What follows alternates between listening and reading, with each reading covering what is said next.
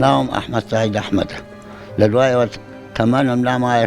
شفته بين صار ببي لدواء أي شيء خدمة جزاري مانية حمال يمك أي سحالية حالا تومنا بني المملكة وطيب حتى نيام وسي صالة كاسي قشري لخارج يا رمتيش بنادر توم عمليات الدكتور لعبة عملياتي كد يتر قدسيش يا وسرو توم ولا يتم تومنا بني وسي أميانا ناتوان بالبلي تشاوي زحفة ناتوان أما عدسي خسري ودو صلاة في الرم إسدا أقرم تيجود لا ما سلم سطاع أجدا بزيوة هذا بيابو أي بنبي بطلق غازي كان أبو كلمة من الغازي تراتم بس أم قلبانا أقري توزكي أم الروي حتى تديكم دايل أقول بقى أقري قل مجالم نما أيتر يعني غازك بربو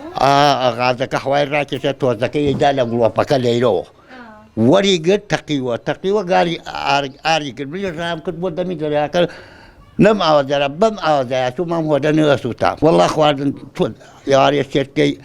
تشتكم ويرتو أو تشتكم وير واي خومو أنا نيجي نانو آيك خومو هنا الحمد لله نعبد أخويا أمريكا كان برديان دايك كان لما نظم إيشيك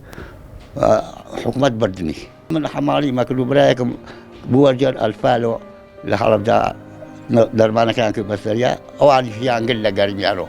أي شيء تيابو أي شيء رويب من بابوني ونرويب بيسو صار بيسو شرط صار الرويب يكر أعطينا توا أي كهرباء نبو إدارة أنا كنو قلاون هال هورسيانا خوالي أنا كهرباء دو سودانيش نروينو وجانا ألمانيا أو دو مانغا دانيش نبخمان أي تو خالصي صار من على النبي تونسي الناس إيش شويان كدير لمن تي قريب كمسلمان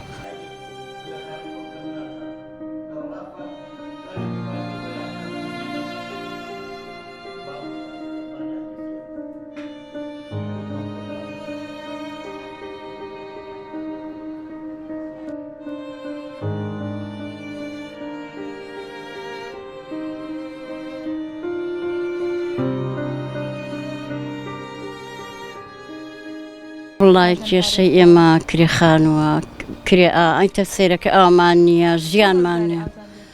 دو حفت جارك أجا مش ساعات جيتو آوكا أنا بخوا بيستو هج مالي نيك ساعات جيتو ساعات بس شيئك بيستو هج مالي تيا زيان مانية داوي وكن زيان ما مسحد ما بودان زيان ما بودان مين كن بوم خلقه أو تعبيرك آيتياني وعالم تشبكا ببي أو بيستو هج مال دادجان هم يقيزون وهم يريقنا و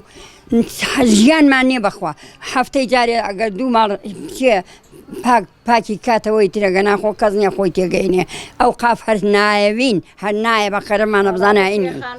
انجانا او مان هي نجيان ماني او خيجانا ام بوري سون دا معنا هر اوا دا ما بينو لقب سراوا تا بسوتانتي كرمانتي معنا كيساوتو دايما خريجين زيرا بجيري بريين وحمشه خريجين تنكي معنا شيتين كرينا و ات امزيانا كيمه دوای لە دەرگای داوا یەکیانی هاواری کردووە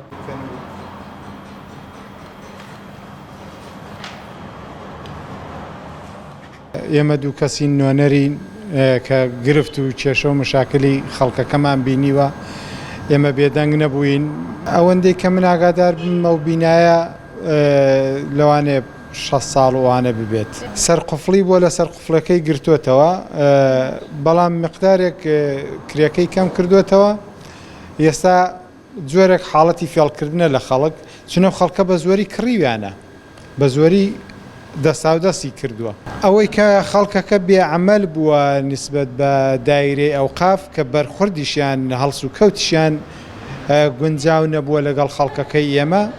بە تایبەت کەسێکی لێیە کە کەسی دووەمی دایرەکەیە هەڵس و کەوتی باش نییە یعنی وەکو ئەوەی کە خەڵکەکە بچێتە مکافعە وەکو کارمەندی قسە لەگەڵ خەڵک ناکایە وەکو ئەوەی کە تۆ کرێسی تەیە ئێمە ئەمڕۆکە لەگەڵ خەڵکی عادی دەبینین کابرای خاوەن ماڵ چەند لەگەڵ کرێسیەکە باشە ئێمە چوونێتە قایمقامێتی سلێمانی باوەڕ بکە لە بەردرگایانەوە هەتا خودی بەڕێز قایمقام هەموو ڕێزیان لێگرتوین هەموو ئەرک و وەزیفەی خۆیان بەجێهێناوە چەندین جار ئاگامان لێ بووە کە بەبەر چاوی خۆمدا تەلەفۆنیان بۆوان کردووە بەڵام وڵامیان نەدەداوە حتا بۆ دایرەی ئەوقاف